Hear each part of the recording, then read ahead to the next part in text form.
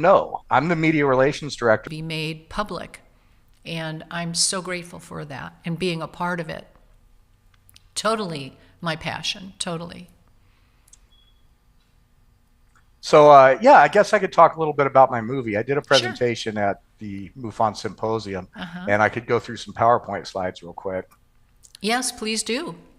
All right, well, let me pop up and share my screen, and Okay. we'll see how that's going to work. I don't know if I'm going to be able to share the videos just because um, they don't seem to be easy to integrate into this presentation. But uh, my background in filmmaking, I've done in the UFO field. I did the disclosure dialogues, and I helped a lot on the Travis Walton movie, uh, and I've won the 4 EBE awards for those. Jennifer Stein produced the Travis movie. I can't take a lot of credit, but I was involved toward the end in getting the final stuff done. So those are my award winners in the field. And then I also produced the Citizen Hearing on Disclosure, which we did in 2012, I think it was. Uh, Yes. Broadcast that to the entire world. A lot of people are out there taking credit for having been involved in this that weren't really involved. It's actually kind of hard to watch. But just to set the record straight, we have Steve Bassett, whose brainchild this was. We have Ruben Langdon, who was his business partner, and put up a lot of the money, along with another person who likes to stay anonymous. And then we have myself, who did all the media production. Um, Other people that get out there and talk about how they were involved, like I said, it's a little hard to watch. Uh, Mm-hmm. so I've done a bunch of other documentaries. Here's some of the other ones I've been involved in. I've done a lot of ghost movies. I just helped Paul Davids with Marilyn Monroe Declassified. And then we were talking about music. I do a lot of music stuff. Not so much since I've been in Sedona, but working on crews with big bands and getting to hang out and stuff. So that's always pretty cool. And I really don't like being away from that very much. These are the shows that I do. This is Bigger Questions is an interview show, and then Space Time is a new show that I'm doing for MUFON Television. It's pretty good. It's a TV quality show, and the only place you can really see it is if you're a subscriber. Mm-hmm. These are some of the favorite shots from the studio. Here I am with Travis Walton. Here I am with Stanton Friedman. There's a great Stanton Friedman interview out there. The film I'm working on right now is called Accidental Truth, and what that is is like it says here, what happens when a combination of statements and evidence lead to a inescapable conclusion that was not originally intended to be revealed. Mm-hmm. And what I found in doing 10 years, well, more than that, since about 2009, of interviews with people, some of whom I've interviewed multiple times, is that they can slip. And we've got these guys that have been front facing uh, for forever, that really in the digital age, it's a lot harder to maintain a secret. And so, in interviewing people like Colonel John Alexander, interviewing Lou Elizondo, interviewing Dr. Gary Nolan, Ralph Blumenthal from the Times, there's a lot that came out in the things that they didn't say to me that are just as uh, consequential as the things that they did say. And so that's why the film's called Accidental Truth. This is the cover. Um, there's a lot of meaning in this cover. We have the UFO crash and the man in black, and that kind of signifies the past history and how it was covered up. And then this little line going through the center right here is kind of the line between earthly consciousness and human consciousness and the nature of reality. And as we go up through the Accidental Truth logo, you can see that uh, it's got the word denial and truth built into the logo. So it's kind of because that's sort of what the film's about. And then the very top part is this guy, this human, and he's kind of disintegrating. To me, that image symbolizes the uh, the reconfiguration of humanity as it comes to grips with what Mm-hmm. we are and how we stand in the universe. It's going to be a total reset. So that's the poster for the movie, and that's the meaning of the artwork. Matthew Modine narrated it. I was just in New York with him, and he is an absolute champ. It's not an easy script, It took us about 12 hours in the studio, but he knocked it out of the park. And so what's really funny about Modine narrating this film is that um, I'm making a film about secret government programs, and he played on Stranger Things a scientist running a secret government program. So I didn't make that connection for a while. And then he's in the new movie from Christopher Nolan, the Batman director, called Oppenheimer, which is about the guy that originated the atom bomb, and that's coming out in 2023. But he plays Vanover Bush, if you can believe that, who is a long rumored member of MJ12. And so Matthew and I were at Wow. breakfast, and I'm like, you realize that the character you're playing is tied into the UFO thing, and he didn't know that. So I just thought that the coincidences were adding up when it came to him ending up being the guy. So Dr. Michio Kaku is very relevant in the film. He kind of analyzes all of the talk about UFO crash debris and technologies that we don't have. So I wanted it to have a good, solid uh, journalism base, and who better to bring in than one of the world's most famous scientists? Ralph Blumenthal is the guy that wrote the story for the New York Times that blew this whole thing wide open. Him and Leslie Kane and one other person, they're the ones. So I have Ralph. Um, Dr. Gary Nolan is the guy that says that he's analyzed UFO crash materials. I went to Stanford. We had a very interesting conversation, and people are going to be absolutely blown away by what this guy says in my film. And of course, I have one of the only interviews of Lou Elizondo. Um, sorry, I have one of the only interviews with Lou Elizondo that wasn't done on Skype or Zoom, where he's actually set up in a formal setting and lit properly, that we did in 2018. And he really says some amazing things that people are going to want to catch. Chris Mellon, I have Chris on an interview that I did with him. Um, and he makes another very stunning admission. I basically said, Chris, you put out this article in, I think it was the Washington Post, and you said that the government wasn't studying UFOs, and because you were the Undersecretary of Defense, you would know. But we know the government's been studying UFOs. So what's your explanation for that? You're either not read in like you think you should be, or you're participating in the cover up. And he answers that question, and what he says is nothing short of spellbinding. Uh, John Alexander, I've interviewed him 3 times. This is from one that I did in, I think, 2018. The first time I interviewed Colonel Alexander, he said that he thought that uh, people should be allowed to investigate this kind of thing without having professional implications on their careers. What we didn't know at the time he did that interview was that he was actually running a program inside the government that everybody denies ever existed. And so when I caught him up with him again, he kind of had to spill the beans about that. So we have some amazing revelations that help fill in that missing time between the ending of Project Blue Book and the beginning of ATIP. Oh, Nick that's Pope is, awesome. yeah, it's pretty spellbinding actually. Mm-hmm. Nick Pope is in there. I interviewed him 3 times. He's always great. We have a fantastic flip flop of him stating that there are no government programs, and then stating a couple of years later that, well, of course there's government programs. So people are going to like that. They'll just tongue in cheek.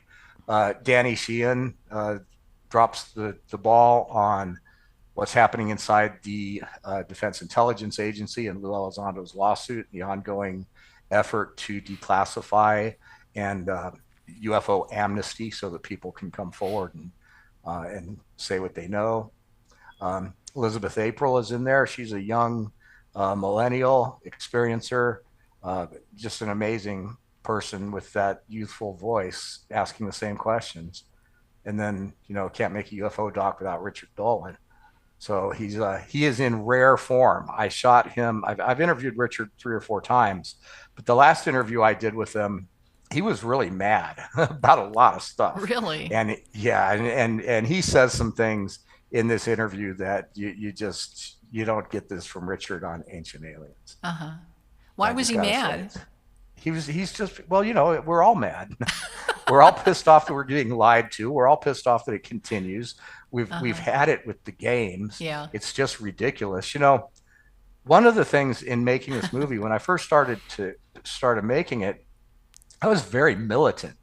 I'm just like, we could all sit here and be buddy buddy, but we're kind of at war. And I Right. might be sitting here in this room with you, and you might be a government guy that knows this stuff, and I'm a guy that wants to know, and we're being polite and we're having a conversation. But at the end of the day, why are we being so nice to each other? And I just, we have gotten to the point where we're accepting these front facing guys Yeah. who will come on television and say, hey, well, yeah, I actually am in possession of knowledge that would change the course of human history, but I'm not allowed to say anything more. And it's Yeah. like, Yeah. it's a huge debate. It's an argument about the morality of it all, Mm-hmm. um, the allegiance to country and oath versus the allegiance to humanity and understanding. Mm-hmm. And at first, when I first started making this film, I was pretty angry. And as it's progressed, I kind of realized uh, that we really shouldn't be that angry. There's things that are classified that probably need to be classified, and Right. There's that. Yeah. there's a reason we're not getting this information. And Mm-hmm. the thing that's really interesting is that we have gotten this information. Mm-hmm. Anybody who's a hardcore researcher that really cares about the topic, that stays up at night trying to figure out what's going on, Yeah. they've been given the information. They've been told. It hasn't been on CNN news, but it's been leaked. It's been revealed in private conversations. The information is out there. The very people that are keeping the secret have dropped enough of the truth that anybody that really wants to pay attention can go out and figure it out. That's true. What's happening. Mm-hmm. And so, these people, are they really our enemies? No, it's something that started back in the 40s. It started with religion. Mm-hmm. Before that, the Catholic Church is the first official cover up of the ET Mm-hmm. phenomenon that we know of. Mm-hmm. And so it's been going on for a long time. And Yeah. for whatever reasons, it's been happening. But the truth is out there, and we're getting it It finally. is. We sure Melinda are. Leslie is in the film. She's a amazingly undercredited historian that pretty much, she's a walking encyclopedia. So I was She happy is. to She put her in. truly is. Mike Barra is in there being Mike Barra. A lot of people have differing opinions about Mike, but he is one guy that is not afraid to say what's on his mind. And and That's in this true. film, he does just that. Um, Katie Grabowski from MUFON, Colorado State Director, she chimed in. Um, and then I went to Washington and I interviewed Congressman Tim Burchett Right. in his office, Yeah. and we sought for an hour or so. Very, very candid interview, and you're going to see pieces of that. It's not out anywhere else, but some of the things that he has to say, we need more guys like him in Washington. Sure He do. truly is the real deal. He's a good guy. Here's pictures of me during my interviews with Nick and Lou, and I'm hoping when the film comes out that these guys will still sit next to me and smile. Um, I'm sure they will. It seems that Lou had a lot to say just recently, talking about ufology and it needed to die. I don't have all those notes in front of me, but I well, thought, MUFON, Lou gave MUFON when he first came out. The TTSA and Lou right, Elizondo rolled out the red carpet for MUFON. right. And then some things happened that tarnished that relationship. And I'm not pointing fingers in either direction, but we gave TTSA some very important physical evidence that Mm-hmm. got corrupted, destroyed, and was never credible again.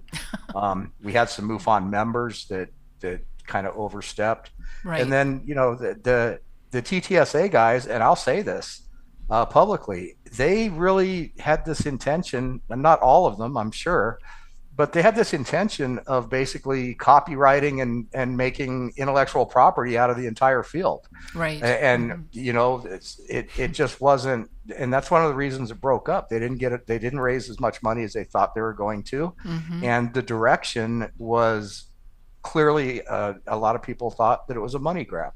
Right. So, and if it wasn't a money grab, it was at least a control of the narrative play. Yeah. And they definitely tried hard to pull that off, and they had some help. There's a little crew of people that are out there Yeah. thinking that they own the narrative, and I could name names, but I'm not going No, to don't. because I'm already. We all know who they are. Well, we might be surprised at who some of them are. Actually, it's pretty sad. Yeah, But I know. one of the key people in my film is Robert Bigelow of Bigelow Aerospace. Love that guy. Yeah, I have a lot of respect for Robert Bigelow, but also he's there's a lot of secrecy and a lot of stuff that's gone on, And probably for a good reason, the things that have happened at Bigelow Aerospace, we know, but they're also being denied, and the denials are in the film. We lay out what we can prove has happened there, and then we lay out the fact that it's all being denied and walked back. Right. I went to Las Vegas, and I was really hoping to catch Robert Bigelow and get an interview with him. So I was shooting around Bigelow Aerospace. I don't know if you guys can see this, but this is my truck. I'm parked outside of Bigelow. Yeah, we can see it. And there's a black SUV that was following me around. And so I was shooting video and taking pictures. Nobody bothered me, but I thought it would be funny to see if I could draw these guys out. So the next day, I went to Home Depot and I bought a lawn chair, and I parked in front of Bigelow Aerospace. I set up the camera and I interviewed myself for 45 minutes. That was epic. I love it. Just to see, and so I didn't get a black SUV, but I did get a helicopter that just circled me. Yeah, it was really obnoxious. Messed up my audio. I can't use the interview. But that's probably why they did it. Yeah, but it's like these guys. What are you doing? What are you following me around for? And then I have to admit, there's always a possibility that maybe they weren't following me around just because every time I stopped, they stopped. But I don't want to seem paranoid. Well, now he's into near-death experiences, I've heard. Yeah, well, the thing is that first he spilled the beans about aliens on 60 Minutes. Now, according to people that supposedly know, that has absolutely nothing to do with his whole aerospace company shutting down, with NASA canceling his contracts, with NASA not paying him, and with Bigelow Aerospace's technology basically being cannibalized. Has nothing to do with the fact that he spilled the beans on 60 Minutes. Really? That's the story. Okay. I don't believe it for a minute. Okay. And then when the materials story came out with the Freedom of Information Act requests that stated that Bigelow Aerospace had materials, as soon as that came out, the Pentagon went into a tizzy. They started walking the whole story back about materials, and then everybody started denying that materials were ever at Bigelow Aerospace, except we have confessions from the government that they were. And so my theory about that is that Robert Bigelow didn't want to get himself in trouble again by being at the center of a big UFO revelation. So there was a concerted effort by a bunch of people. It's like they all got on the phone and made up the new story, and then they went out and started putting it forward. And that's in the film. You'll see it. You'll see it. And nobody has to take my word for anything in this film. In fact, I'm hardly in it. A lot of people are like, they make their film and they want to be on camera, and I'm hardly in it at all, which surprises most of my friends who know my ego. But at the end of the day, you don't have to take my word for anything we're stating in the film. All you have to do is watch and listen to what these people are saying, right? And you can make up your own mind, right? It truly is. It's pretty epic. I'm constantly amazed when I sit back and I get through another section of the edit, and I'm just like, wow, that's pretty crazy. Another thing that I've had a lot of fun with is I created my own animation company, and I hired a bunch of artists. of all places in Ukraine, Wow. to do work for me. So the film has a lot of original custom shots. Uh, this is all done in Unreal Engine, which is amazing. This is my my animator from Ukraine. One of them. One day I might get a file. The next day I'll get a screenshot of air raid sirens, and the thing on the right, I can't play the video on Zoom, but it's a video he shot of a missile flying over his house. So it's been touch and go getting that stuff done. Wow.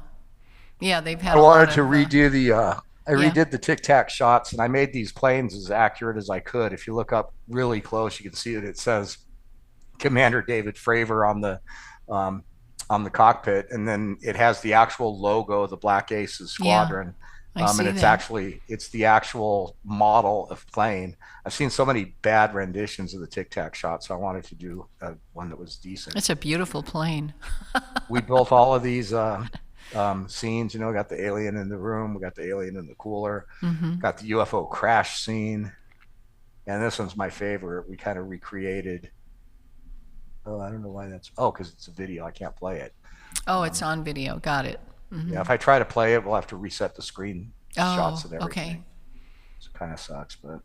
And so yeah, we just made a bunch of custom artwork for this. This is our own version of TR3B. These are just all different original art shots that you'll see in the Boy, this film. is really going to be a great film. I am so looking forward to it. Yeah, you know, we talk about the new narrative, and basically, this is the new narrative that the UAPs aren't ours. They do things that we can't explain. We're committed to finding out the truth, and there's been no official study of the topic since Blue Book ended. It's all BS. We show in the film that the government stated the exact same thing almost 70 years ago. It's almost like the guy that wrote the script 70 years ago, they hired him to come in and write this script, and they told him he didn't really need to change much. It's shocking to see the two things side by side. So we've got uh, official military announcements from the 50s right next to questions and answers at the recent congressional hearings, and Right. it's laughable. People are going to see this and they're just going to be like, wow. Yep. You don't have to be a hardcore ufologist person to be doing it. I can't see what this is. Hi, yes, I am sure this will be a tough one to pin down, but wow, if we can. Oh yeah, you know, that was one of the emails from my interview with trying to Carson? get. Pardon me. Who was it? I couldn't read it. Yeah, Andre Carson. So I got Andre Carson to actually uh, give us a custom video for the MUFON symposium, and Oh, those are the questions that I. Yeah, that's what that is. okay. Um, you can see on there that I asked some very pointed questions that very pointedly did not get answered. But I called him out on repeating the new narrative story when he opened up the congressional hearings, and I calling him out about it in my movie too. He basically they have embraced this new narrative and they're repeating it verbatim. Yeah. It's hard to watch. So anyway, that's Accidental Truth. It's coming out in hopefully the end of December around Christmas. Um, all depending on whether I can get it to the distributor in time or not. And when you did all those interviews, did you do those interviews at your studio in LA? No, they're from all over the place. Oh, You know, you I'm one of the very first people that ever, travels, huh? well, no, I mean, you know, now you see it all the time. Uh-huh. But 20 years ago, I was taping green screens to hotel conference room walls and shooting interviews with people, and I've been doing it forever. And so, you know, I've got interviews going back to 2008 Yeah. that I've shot that have never seen the light of day. And Oh, so I've got wow. a huge resource. My collection of hard drives, I must have 100 hard drives. And I haven't put out any of this stuff. You know, You and Kevin when have a I'm lot in gone, common. some young filmmaker is going to have a field day going through my stuff. Uh-huh. Well, that is really excellent. I think, did we lose you? No, I'm here. Oh, okay. There you are. I turned off the screen share. Oh, there you go. Okay. Yeah, yeah, don't lose you. I want to be able to say goodbye and everything. I mean, we're at the top of the hour, but if you still have anything more you'd like to share, I'll give you the platform. Well, you know what? Let me see if I can pull up the first look on YouTube. Okay. I might be able to. Okay. This is before we had, if I can even get it up here. I'm on a computer that doesn't have all my accounts attached. Let me see what I can do here. It's just amazing, this movie. I'm really looking forward to it. You know, it's a lot of people are like, oh, it's just another talking head documentary, but it's like, it's really not. You got to, I mean, people ask me all the time if there was one book I could read or one documentary I could watch that would bring me, the layman, up to speed. And there really hasn't been, but I think that's changed because of what we're doing here. Yeah, it seems as if that's what you were doing, is bringing everybody up to speed at what's current and what's happening. And yeah, so there's a lot of stuff that people know already, and I'll certainly admit that's true. But there's also there's a lot of stuff in here that even people that are knowledgeable in the field do not know because it's new. And there's a lot of information in here that even old information that's come out. So I'm going to bring this up on YouTube and try to do a screen share. Okay. And we'll just have to see if it works. So bear with me for just a second. Okay. We're bearing with you. All right. So I am going to go to share screen. Share sound. Share. Then I'm going to put this right here. There you go. I saw something pop up. Yeah, so let's see if it'll share it with the audio. I'm sitting in these rooms alone with people who have run secret weapons programs, interrogated terrorists, kept closely guarded secrets as a profession. And all I can think about is getting them to tell me something they don't want me to know. 37820-584. He's up. Yes, we can hear it. Awesome.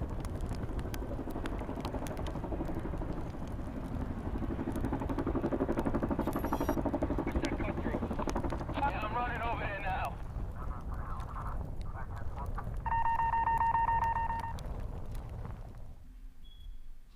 In 2017, the UFO subject exploded into the mainstream. There's a whole fleet of them on the inside. A New York Times front page story broke about a shadowy government program studying UFOs. Pentagon had this secret UFO monitoring agency which nobody knew about. The man who ran the program made the media rounds with shocking statements. There is very compelling evidence that we may not be alone. But can we trust the press and the media, or are they simply following orders about what to say and when? I can tell you from my knowledge of the New York Times, the New York Times is not afraid to confront the government. Having been legal counsel for the New York Times and for NBC News, the people on the boards of editors of those things, feel themselves to have a certain patriotic duty as they perceive it, to not reveal anything to the American public that the national security state people don't want revealed. So I don't want to be bound by what Andy Sheen said about his concepts of what the Times prints and doesn't. I was working my way through NASA, the Department of Defense, and various other agencies. A new group was formed to supposedly help usher in the truth to the masses. New characters emerged, promising a new era of openness and straight answers about the topic. But who are these people? And was anybody really going to tell us anything that brought us concrete answers? It was the first time I really digested the enormity of the national security implications of the UFO subject. So for us to just go ahead and spew out to satisfy the idle curiosity of a few, that's not our job. The CIA and all these people associated with the Skunk Works and the other intelligence agencies, you're not the right people to come out with this. You're really not, because you're the ones that have been lying to us for 70 years. We have every right to know the truth. And it's not okay that they're holding that back. Don't ask me, because I'm not going to tell you. Instead of new and conclusive answers, we were given a whitewashing of the past and a new narrative created to fit the day. People now in our government people in the private sector are beginning to not only love that. take They're this beginning seriously, to. but begin to align themselves corporately, governmentally, to actually now begin to do something about it. By sort of extracting a lot of the history out, they're able to make it seem like, wow, this is a real mystery here. The official story soon became an eerie echo of 70-year-old events. We can say that the recent sightings are in no way connected with any secret development by any agency of the United States. Aircraft, we'll call them aircraft, are displaying characteristics that are not currently within the U.S. inventory, nor in any foreign inventory that we are aware of. So if there's an issue where the government is doing something we don't want to, then it's up to us as a people to change that. But it doesn't have to be an adversarial relationship. They don't want anything examining what they do. They've got the future in their possession. They've got the most exotic technology and science imaginable, and they have it. Why would they possibly want to share it? Chris Mellon, former Undersecretary of Defense for Intelligence, said in the Washington Post that the government had not been studying the UFO topic, and he would know, but we pressed him on it. It's always possible that there's something that I didn't know about, didn't have access to within the department. I can only say what I saw. Shortly after saying this, he makes a stunning admission. Nick Pope, a longtime ex-government pundit in the topic, denied official investigation of the subject for years, until he didn't. The more interesting UFO sightings are being looked at, but not under the auspices of a formally constituted UFO research program.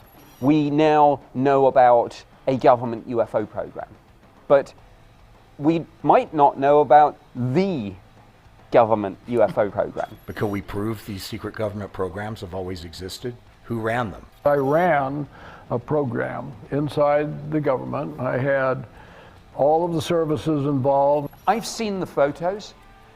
I can only speculate about why there is such sensitivity. The hard copy file will be released in about the year 2072. And I've argued that we're not at the stage of asking the right questions yet. That's a great question. I don't know if I can answer that. What did they study? What conclusions did they come to? There's a new technology involved here. First of all, the hulls on these objects would have disintegrated if they're made out of earthbound materials. So you need something that is super strong, that can go through underwater, through the atmosphere, and into space. What kinds of materials can do that? Things that we cannot do. Congressional committees, staff, were briefed on, with slides referring to material recovery, apparent material recovery from crashed UFOs. If you have the debris, now you've got something. See, the way this game is played is they don't care what you know, they care what you can prove. So have you studied classified materials, but you just don't have them? I just shouldn't say anything more. You shouldn't say anything about that. Okay, all right. You can put that on there, I just can't say anything more. Right, no, that's fine. Might have been an accidental truth moment.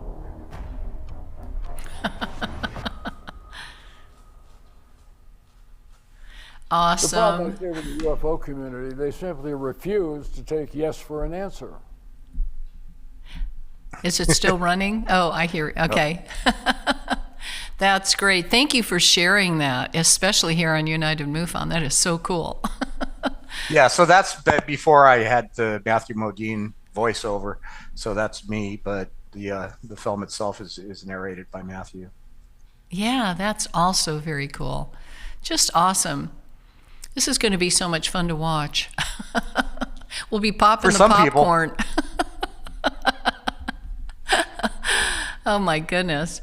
You know, the sad thing is that I have had to come to the understanding that this film is not coming out because I have successfully defied anybody. It's coming out because they're letting it come out.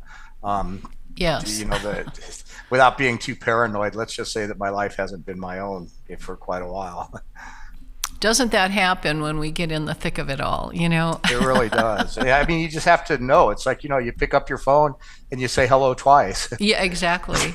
Yeah. Like I was getting calls from MacDill Air Force Base, which is Central Command, and I'm thinking, I'm not in the military. Why are they calling me?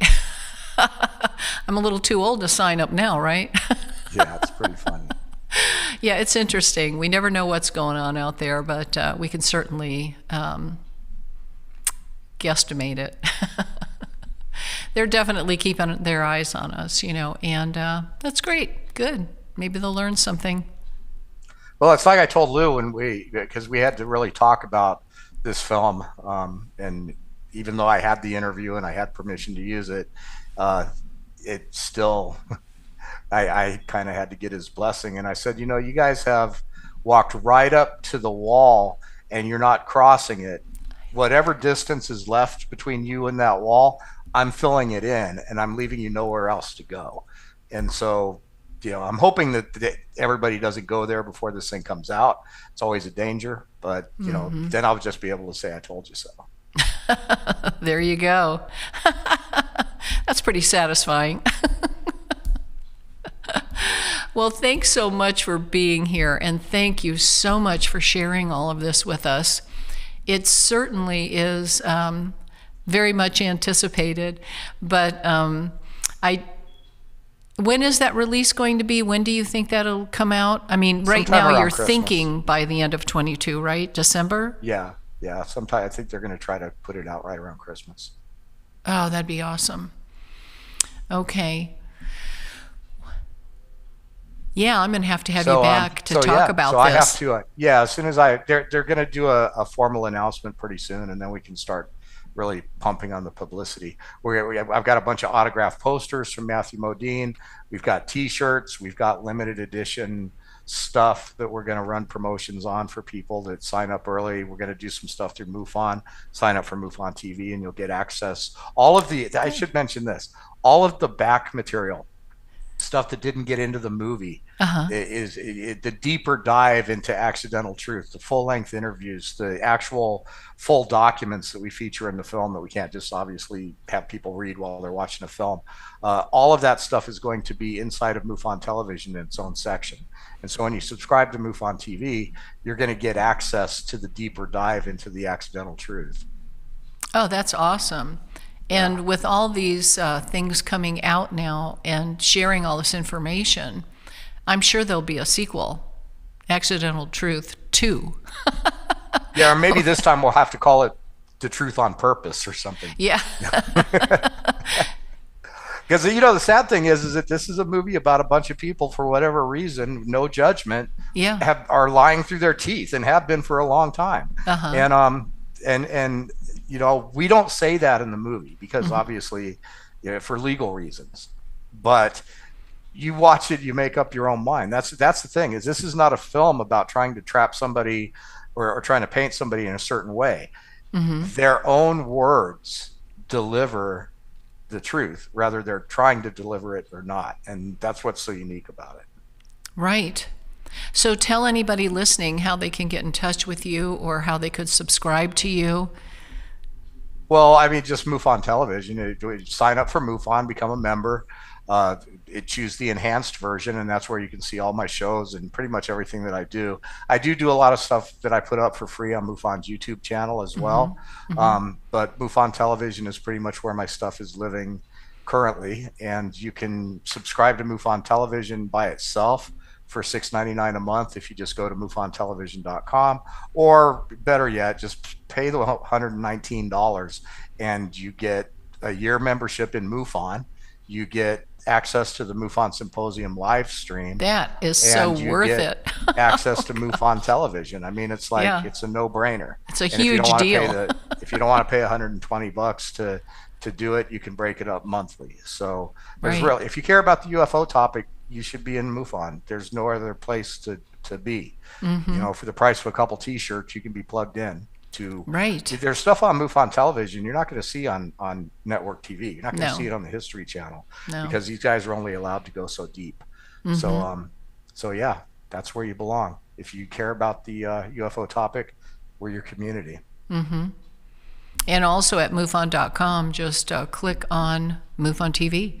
Yeah, it's awesome. Thank you so much, Ron. And I just want to send a shout out to Sky, who is your, right-hand gal and does so much. Such a beautiful soul.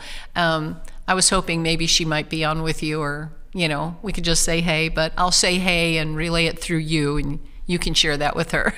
Yeah, she's going to be, she does the MUFON reports. Yes. And so they're going to include her. She's being interviewed on the same day as me for Ancient Aliens, so she'll have a little appearance there. Oh, cool. Great. Yeah. So anyway, I got to go. I got some people coming over at 4:00 to watch this thing, and I have to get it ready. So okay. All right. Well, thank you so much. Thank you, audience, for joining me for the presentation, and I hope you see the film. Okay. Well, we'll get you back again in December for sure. Okay. See bye-bye. you then. Take care. Bye. Well, that was certainly refreshing. Good to hear from him. Such a great guy. And I want to just thank all of you for tuning in and remind you about our symposium. Please go to MUFON.com, join up, and get Ron's MUFON TV. You definitely want to see what's on there. There's just so much, over 500 different videos that you can watch, and all of the past symposiums. So much. And a lot of these people aren't with us anymore, so it's really nice to have this, and you can go back and find so much out. But thank you so much for being here, and I look forward to seeing you again next month, where we'll have David Toon, like I mentioned before, and he'll be doing the NASA techno-signatures. I'm not kidding when I say do not miss that. It's just absolutely amazing. And I'm so proud to have David on. He is just a real gem. I worked with him while I was the state director for Florida MUFON a few years back. And David continues to just be just such a blessing. And he works so hard. I can't say enough good about that guy. We just love him. So October the 15th at 2 p.m., join us then. That's next time on our United MUFON show. And thank you so much for being here. I think we have a little thing on, you can get in touch with me at terryling.com. And I'm also on Twitter at terryling. Although I'm not as active as I used to be, so don't be disappointed if I don't get back with you right away. It's best to reach out to me at DOM, which stands for Director of Memberships, DOM@MUFON.com. Okay. And I have a little alien healing book out. It's on Amazon.com. And I've made it incredibly affordable for everybody to read what can happen with extraterrestrials. And this is a true story of a benevolent extraterrestrial that dealt with me and healed me.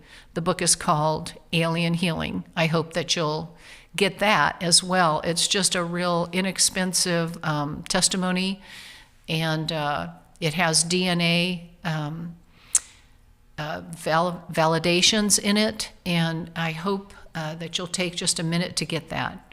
Again, thanks for being with us tonight. We really appreciate you. And never stop looking up. Bye now.